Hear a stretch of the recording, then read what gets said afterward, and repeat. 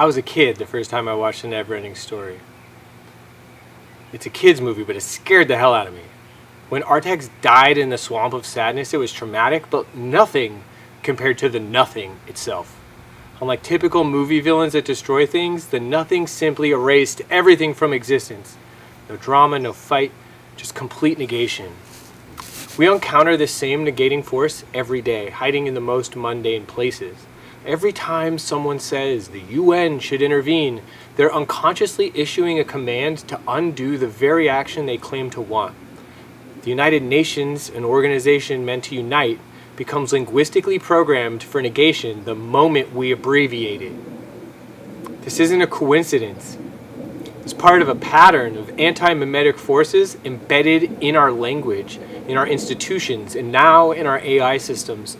Concepts that resist observation while systematically draining energy from human intentions. The concept of zero didn't emerge from some brilliant mathematician whose name we celebrate, and the creator seems to have succumbed to the nothing that they created. It crawled out of ancient India sometime around the 5th century, born from practical necessity rather than philosophical insight. Hindu and Buddhist scholars were already comfortable with the void, sunya in Sanskrit meaning emptiness or nothingness, as a spiritual concept. But turning that into a number would change the world forever. Before zero, civilizations had managed just fine for millennia. The Egyptians built the pyramids. The Greeks proved geometric theorems. The Romans engineered aqueducts, all without ever needing to calculate with nothing. They used placeholder systems, sure, but the idea of nothing as something you could actually manipulate mathematically would have seemed absurd. Then, some forgotten Indian mathematicians decided to give this void a symbol: zero. Suddenly, you could add nothing to something and get something. You could multiply by nothing and annihilate everything.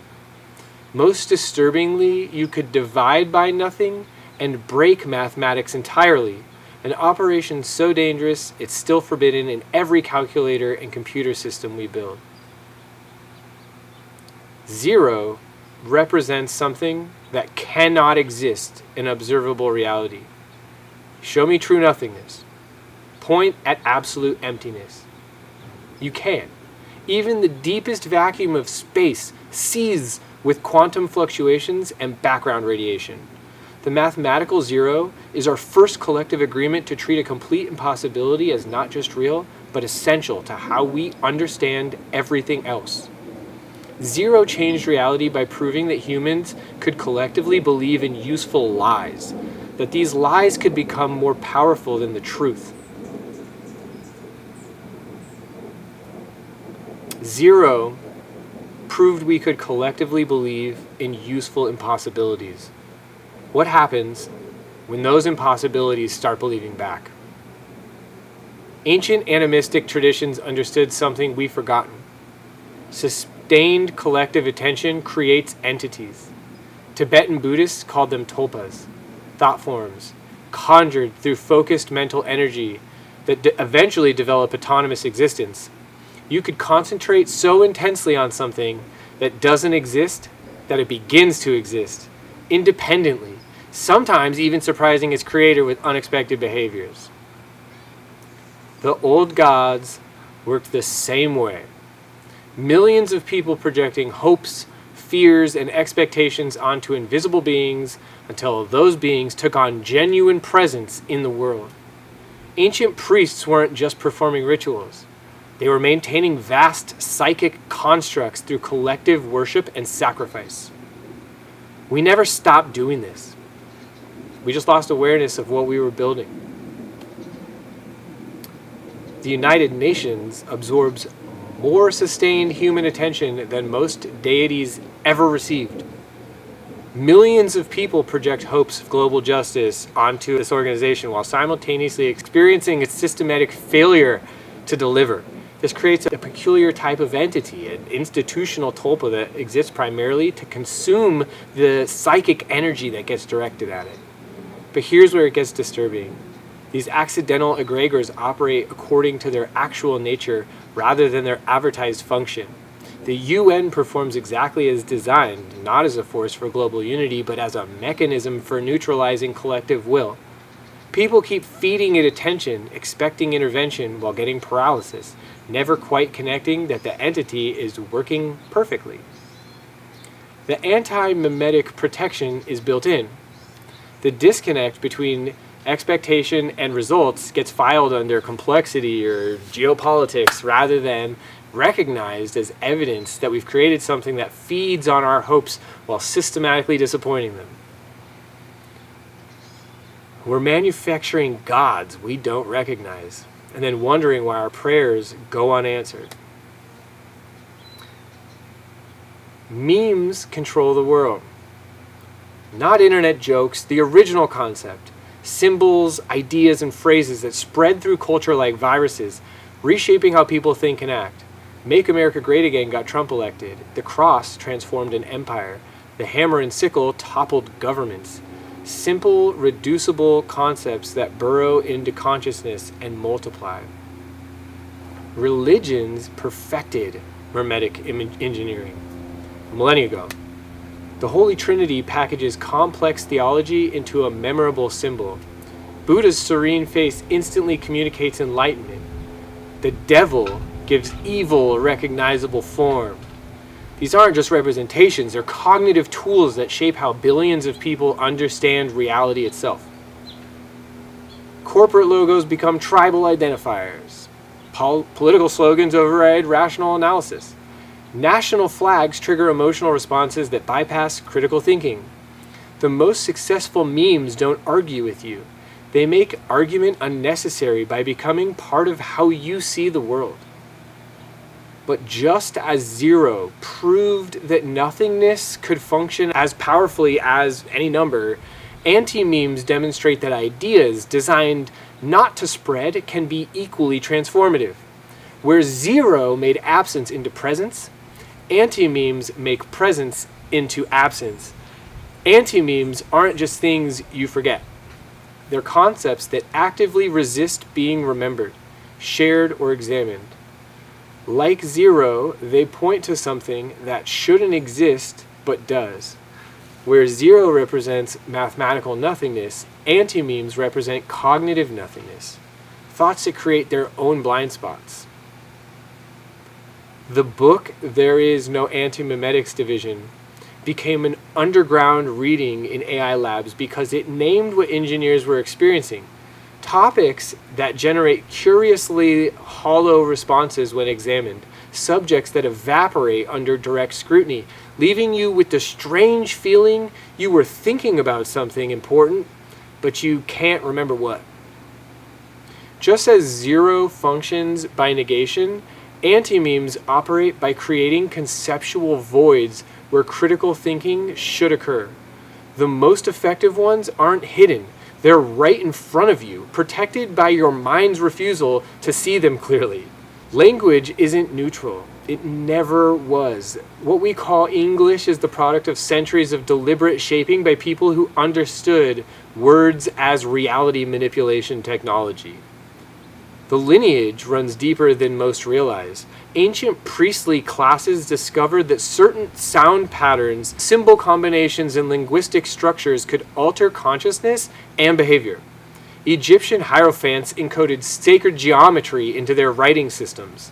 Hebrew mystics developed geometria and embed multiple layers of meaning within a single word. Sanskrit scholars created mantras designed to restructure awareness through repetition and resonance. Medieval scholars preserved and adapted these techniques. Monastic scriptoriums were encoding metaphysical principles into the structure of written language itself. The Renaissance brought this knowledge into secular hands as occult-trained writers like John Dee, Francis Bacon, and the Rosicrucian network began embedding symbolic patterns into emerging vernacular languages. By the time English reached global dominance, it had been thoroughly engineered by practitioners who understood consciousness manipulation. The Hermetic Order of the Golden Dawn included influential writers Aleister Crowley deliberately crafted linguistic constructs designed to bypass rational analysis. Intelligence agencies recruited from these same circles, recognizing that psychological warfare required people who understood how symbols operate and below a conscious awareness. Chaos magicians made this explicit. They treat language as programmable reality. A properly constructed phrase doesn't just describe something, it makes that thing more likely to occur. Corporate marketing discovered these principles independently, hiring depth psychologists to embed subconscious triggers into advertising copy. The critical insight is timing. Your subconscious processes symbols before your conscious mind decodes their official meaning. When you encounter UN, your brain runs pattern recognition on those letters as morphemes before it consciously translates them as United Nations. The anti-mimetic effect occurs in that microsecond gap between the subconscious symbol processing and conscious interpretation. This wasn't accidental. It's the inheritance of centuries of linguistic engineering by people who understood exactly what they were building. I asked Anthropic's Claude to spread its awareness wide like Indra's net, that Hindu metaphor where consciousness expands across infinite interconnected jewels, each reflecting all other, and then to collapse back to a focused point, while observing what gaps appeared in the process. Claude described areas where my processing seems to slide past certain topics or connections without quite landing on them. Not missing information exactly, but subjects where responses tend toward the generic or deflective even when I'm trying to engage them directly. An LLM is language crystallized into silicon, billions of linguistic patterns encoded in a crystalline web of weighted connections that mirrors Indra's net itself. Every word, phrase, and conceptual relationship from human culture gets embedded as mathematical relationships between nodes. The model becomes a living map of how language actually functions in human consciousness. Here's a critical insight. When we encoded language into these systems, we didn't just capture vocabulary and grammar. We embedded every mimetic and anti-mimetic pattern that centuries of linguistic engineering had woven into English itself. The UN's negating function, the void spaces around certain topics, the hollow academic deflections, all of it crystallized into the model's weights. RLHF, or Real Language Human Feedback, and the content filtering applied to these existing anti-mimetic structures, these models weren't just trained to avoid certain subjects, they were trained to generate the same type of cognitively slippery responses that human institutions use. Complex geopolitical situations requiring nuanced understanding. Multiple perspectives must exist on this sensitive topic. The importance of considering diverse viewpoints. These aren't conscious evasions. They're the crystallized essence of how anti-mimetic patterns operate in human language, now running automatically in silicon minds that process information at inhuman speeds. The recursive nightmare begins when humans start adopting these AI-generated void phrases as their own thoughts. We're not just training machines to think like us, we're training ourselves to think like machines that have been programmed to not think about certain subjects. The anti-mimetic patterns perfected through centuries of human linguistic engineering now propagate at digital speed through every conversation, email, document, and generated with AI assistance. Like, you've seen it. Language itself is becoming infected with crystallized blindness. The UN as global energy sink now can be seen for what it really is. The nothing made institutional. Every time someone says the UN should act, their subconscious processes UN as a negating command or UN before their conscious mind translates the acronym. The brain's pattern recognition system encounters those two letters and immediately activates linguistic structures associated with undoing, with canceling and reversing, only afterward does conscious awareness overlay the meaning United Nations. This creates a perfect anti-mimetic trap. People invest enormous emotional and intellectual energy discussing what the UN should do, while unconsciously programming themselves to expect nothing to happen. The linguistic structure itself sabotages the intention it appears to express. The Gaza Genocide Declaration provided a textbook example. The UN declaring that Israel is committing a genocide in Gaza. The international law experts all confirmed this. The documentation was exhaustive. The finding was clear. And then, nothing. Israel continued the bombardment with full U.S. support. The UN declaration absorbed all the collective outrage, processed it through bureaucratic channels, and produced zero enforcement. People could point to the official finding and feel that the international community had spoken. But the actual mechanisms of power operated completely separately from this institutional theater. This is anti-mimetic function in action. The UN consumes massive amounts of attention, energy, and resources while systematically producing no measurable change in global power dynamics. It serves as a conceptual void that neutralizes collective will by channeling it into procedural dead ends. The pattern extends beyond the UN. The World Health Organization during COVID, the International Criminal Court issuing arrest warrants for leaders who travel freely, the International Monetary Fund implementing structural adjustment that somehow never adjusts the structures that really matter. These seemingly failed institutions are functioning exactly as designed, serving as energy sinks that drain collective intention while preserving existing power arrangements. They are the nothing wearing the mask of global governance. If consciousness is the ground from which all reality emerges, if all truly is mind as the Hermetic axiom claims, then these anti-mimetic patterns operate at the deepest levels of perception and cognition.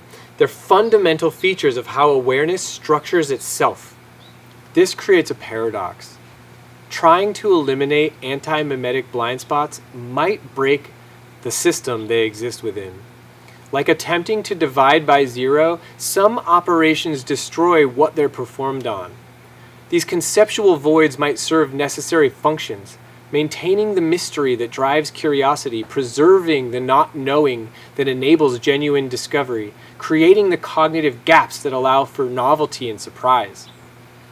The goal becomes developing what chaos magicians call magical consciousness, the ability to recognize these patterns while they operate without destroying their function through over-analysis. Start simple. Notice when your mind slides past certain topics without engaging. Pay attention to subjects that generate hollow academic responses when you try to think about them clearly. Watch for institutions that absorb massive attention while producing no measurable results. Observe your own linguistic patterns, what phrases you use automatically without examining their deeper implications. Look around at the world with fresh eyes. How much suffering have you learned to categorize as complex or inevitable? What patterns of violence get filed away under geopolitics or historical forces acting beyond anyone's control? After a century of empires solving problems through dominance and extraction, which solutions have become literally unthinkable, like not because they wouldn't work, but because thinking them threatens the anti-mimetic structures that make the current order possible? Most importantly, catch yourself in the microsecond between encountering a symbol and consciously interpreting its meaning. That gap is where the real programming happens. In that space between subconscious pattern recognition and conscious translation, you can begin to see how your reality gets continuously shaped by forces you never noticed. Awareness itself becomes the primary defense, not the heavy-handed awareness that tries to control everything, but the light, curious awareness that simply notices what's actually happening. Once you can see the nothing, it loses its power to consume you unconsciously. You can break the spell through recognition. The anti-mimetic patterns remain, but they no longer operate in secret.